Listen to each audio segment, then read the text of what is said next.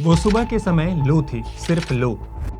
वो स्कूल में डॉली थी, सरकारी कागजों में डोलोरेस है, जबकि मेरी बाहों में वो सिर्फ लोलिता थी। लोलिता, एक ऐसा नाम जिसे बोलते ही जीभ मुंह में घूमती है, जैसे कोई इच्छा धीरे धीरे आकार ले रही हो। किसी नाबालिग लड़की की गर्दन पर तो किसी की छाती पर, किसी के पैर पर तो किसी के पेट पर, जगह जगह विवादित नोबेल लोलिता की ये लाइनें लिखी जाती थी। इन नाबालिग लड़कियों के साथ कई ग्लोबल लीडर्स, अरबपतियों, सीईओ, साइंटिस्ट जैसे नामचीन लोगों ने यौन संबंध बनाए। कुछ की संदिग्ध हालातों में फोटोज भी जारी हुई हैं।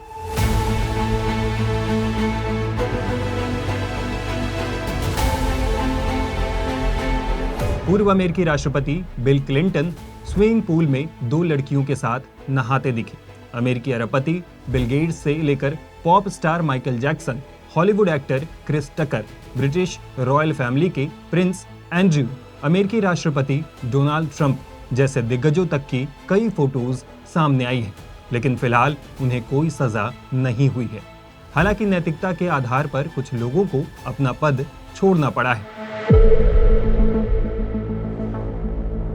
आज ऑन द स्पॉट के इस एपिसोड में हम नाबालिग लड़कियों के यौन शोषण के दुनिया के सबसे बड़े केस के बारे में जानेंगे। कुछ बंद फाइलों के खुलने से हुए उस धमाके के बारे में जानेंगे जिसने हॉलीवुड से व्हाइट हाउस तक हर कोने को हिला दिया। एक ऐसा नाम जिसकी पहचान पहल एक स्कूल टीचर के तौर पर हुई, फिर वॉल स्ट्रीट का जादूगर बताया गया और फिर दशकों तक पैसे, सत्ता और रसूख के सहारे नाबालिग लड़कियों के यौन शोषण और सेक्स ट्रैफिकिंग का एक गुप्त नेटवर्क खड़ा कर दिया।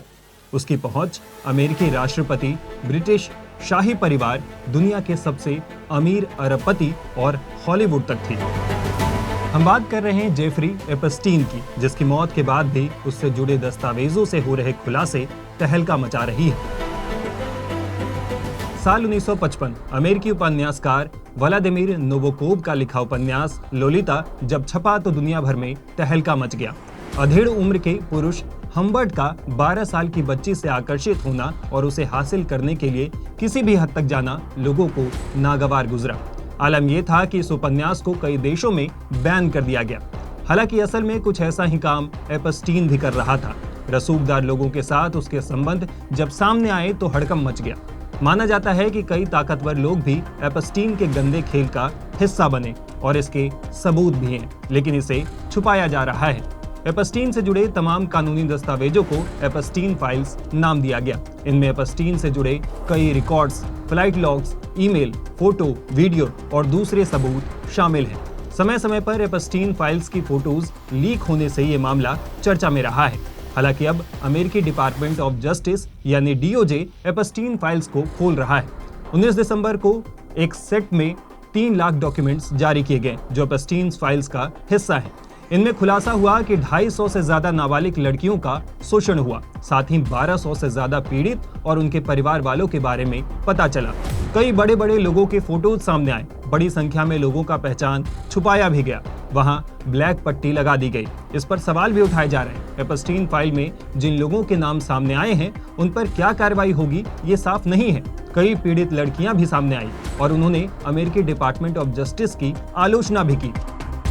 दरअसल एपस्टीन सेक्स स्कैंडल के खुलासे की पूरी टाइमलाइन 20 साल पुरानी है।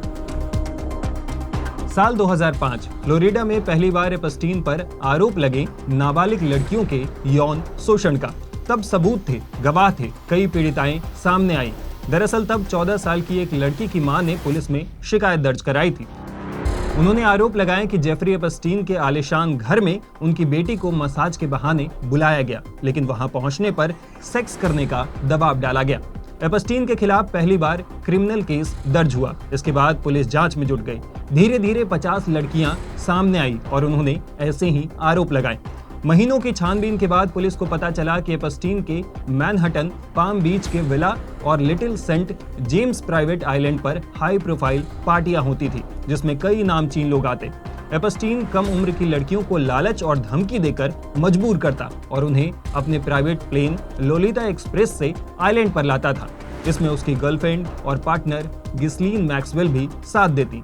एपस्टीन का रसूख इतना था कि जांच शुरू होने के 3 साल बाद तक उसे जेल तक नहीं हुई और जब साल 2008 में उसे सजा हुई तो केवल 13 महीने के लिए वो जेल गया। साल 2009 में वो रिहा हो गया। 10 साल बाद साल 2019 में वर्जीनिया गिफरे नाम की लड़की ने एपस्टीन पर कई गंभीर आरोप लगाए। गिफरे ने कहा, जब मैं 16 साल की थी और डोनाल्ड ट्रंप के क्लब मारे लागो में काम कर रही थी, तब मेरी मुलाकात गिस्लीन मैक्सवेल से हुई। उसने मसाज थेरेपी का ऑफर दिया और मुझे एप्स्टीन के पास ले गई। इसके बाद मुझे एप्स्टीन अपने विला ले गया। 3 साल तक मेरा यौन शोषण हुआ। गिफरे के बाद 80 महिलाओं ने एपस्टीन के खिलाफ शिकायत की। दबाव बढ़ा तो 6 जुलाई 2019 को न्यूयॉर्क में एपस्टीन को सेक्स ट्रैफिकिंग के आरोप में गिरफ्तार किया गया। वहीं गिस्लीन मैक्सवेल को 2020 में गिरफ्तार किया गया और अगले साल दोषी ठहरा दिया गया। उसे लड़कियों को भर्ती और ट्रैफिकिंग के लिए 20 साल की सजा हुई। वो अभी भी जेल में है, जबकि एपस्टीन की मौत हो चुकी है। ये कहानी भी काफी हैरान करने वाली है कि कैसे एक स्कूल टीचर आगे चलकर एक हाई प्रोफाइल सेक्स नेटवर्क चलाने लगा। साल 1953 जेफरी एपस्टीन का जन्म न्यूयॉर्क के एक साधारण यहूदी परिवार में हुआ। आगे चलकर वो टीचर बना। डेल्टन स्कूल में मैथ्स पढ़ाया, लेकिन वॉल स्ट्रीट की चमक ने उसे खींच लिया। 80 के दौर में उसने अपनी कंपनी खोली, जे एपस्टन एंड को। वो दावा करता कि वो अरबपतियों के पैसों को मैनेज करता है। अब तक वो भी अरबपति बन गया था। बड़ी बड़ी पार्टीज थी। एपस्टीन के पास यूएस वर्जिन आइलैंड के पास लिटिल सेंट जेम्स नाम का एक प्राइवेट आइलैंड भी था, जिसे आमतौर पर एपस्टीन आइलैंड कहा जाता। यहाँ सिर्फ प्राइवेट जेट, हेलीकॉप्टर या बोट से ही पहुंचा जा सकता था। इसी आइलैंड पर एपस्टीन पार्टियां करता, जिसमें दुनिया भर के रईस, ताकतवर और इंटेलेक्चुअल भी जाते थे। यहाँ खाने पीने की पार्टी से इतर भी कई कारनामे होते थे। शराब, ड्रग्स और लड़कियां, वो भी नाबालिग। इन पीड़िताओं ने गवाही दी कि एपस्टीन और उसके गेस्ट ग्रुप सेक्स के लिए मजबूर करते थे, जिसमें कई नाबालिग लड़कियों के साथ जबरन संबंध बनाए जाते थे। आइलैंड के एक कर्मचारी के मुताबिक तब कई दिनों तक पार्टियां चलती। नाबालिग लड़कियों से मसाज के बहाने सेक्स एक्टिविटीज होती। Pool, hot tub, guest house और प्राइवेट रूम्स में ये सब होता था। दावा किया जाता है कि एपस्टीन अपने आइलैंड्स पर बिजनेस मीटिंग्स भी करता, जिनमें leaders, investors, financer, scientist, experts जैसे लोग भी आते। अरबपति बिल गेट्स ने भी माना कि वो एपस्टीन से मिले थे ताकि दुनिया भर के रईसों से जुड़ सके। हालांकि उन्होंने इसे गलती करार दिया। हालांकि साल 2019 को न्यूयॉर्क में एपस्टीन को सेक्स ट्रैफिकिंग के आरोप में गिरफ्तार कर लिया गया। माना जा रहा था कि एपस्टीन की गिरफ्तारी के बाद कई रसूखदार लोगों के नाम सामने आएंगे। हालांकि एपस्टीन की गिरफ्तारी के 1 महीने बाद ही 10 अगस्त 2019 को उसकी मौत हो गई। सरकारी रिपोर्ट में तो कहा गया कि एपस्टीन ने फांसी लगाकर सुसाइड कर लिया, लेकिन कई मेडिकल और लॉ एक्सपर्ट्स ने इस पर सवाल उठाए। पोस्टमार्टम से पता चला कि एपस्टीन की गर्दन की कई हड्डियां टूटी हुई थी, लेकिन फॉरेंसिक एक्सपर्ट डॉक्टर माइकल बार्डेन ने दावा किया कि ऐसी चोटें फांसी या आत्महत्या में नहीं होती। ये गला घोटने जैसा मामला लगता है। न्यूयॉर्क टाइम्स के मुताबिक जिस रात एपस्टीन की मौत हुई, उस रात जेल की सिक्योरिटी में खामियां देखी गई। एपस्टीन के सेल के बाहर लगे 2 कैमरे उसी रात कई बार खराब हुए। एक बार 3 मिनट के लिए कैमरे बंद हुए और जब दोबारा चालू हुए तो एपस्टीन की मौत हो चुकी थी। जेल की तरफ से जारी सीसीटीवी फुटेज में भी 1 मिनट का जंप था। अमेरिकी टीवी होस्ट जो स्कारबोरो ने ट्वीट किया, एक ऐसा व्यक्ति जिसके पास अमीर और ताकतवर लोगों की जिंदगी तबाह करने की जानकारी थी, जेल में मरा पाया गया। ये तो रूसी तरीका है। हालांकि एपस्टीन की मौत के बाद भी ये मामला थमा नहीं। अमेरिकी चुनाव में एपस्टीन फाइल्स का मुद्दा उठा। इसके बाद अमेरिकी राष्ट्रपति डोनाल्ड ट्रंप ने 19 नवंबर 2025 को एपस्टीन फाइल्स ट्रांसपेरेंसी एक्ट पर साइन किए, जिसके मुताबिक 30 दिन के भीतर एपस्टीन फाइल्स को पब्लिक करना था। इसमें कई फेमस पर्सनैलिटीज की फोटोज सामने आई हैं। डिपार्टमेंट ऑफ जस्टिस की तरफ से जारी किए गए दस्तावेज के मुताबिक एपस्टीन की साथी और गर्लफ्रेंड मैक्सवेल पर गंभीर आरोप लगे हैं। इसके मुताबिक उन्होंने साल 1994 से 97 तक कई नाबालिग लड़कियों को यौन शोषण के लिए लुभाया और तैयार किया। मैक्सवेल ने अलग अलग तरीकों से पीड़ितों को एपस्टीन के जाल में फंसाया था। सबसे पहले उन्होंने कुछ नाबालिग लड़कियों से दोस्ती करने की कोशिश की। उनके जीवन, स्कूल और परिवार के बारे में पूछा गया। मैक्सवेल और एपस्टीन उन्हें फिल्म दिखाने या शॉपिंग पर ले जाते थे, कभी कभी दोनों साथ तो कभी अकेले। इस तरह वह पीड़ितों के करीब आते थे। पीड़ितों से दोस्ती करके मैक्सवेल यौन शोषण को सामान्य बनाने की कोशिश करती थी। वे यौन विषयों पर बात करती, नाबालिग पीड़ितों के सामने कपड़े उतारती या जब पीड़ित नग्न होती तब वहां मौजूद रहती। कई बार वे एपस्टीन के साथ यौन गतिविधियों में भी मौजूद रहती थी। मैक्सवेल पीड़ितों को एपस्टीन की मालिश करने के लिए कहती। कई मालिश के दौरान एपस्टीन ने पीड़ितों का यौन शोषण किया। इसके अलावा एपस्टीन कुछ पीड़ितों को पैसे का ऑफर करते थे और मैक्सवेल उन्हें ये मदद स्वीकार करने के लिए उकसाती थी, जिससे पीड़ित कर्जदार महसूस करती और उन्हें लगता कि दोनों उसकी मदद कर रहे हैं। हालांकि एपस्टीन फाइल्स को लेकर डिपार्टमेंट ऑफ जस्टिस सवालों के घेरे में भी है।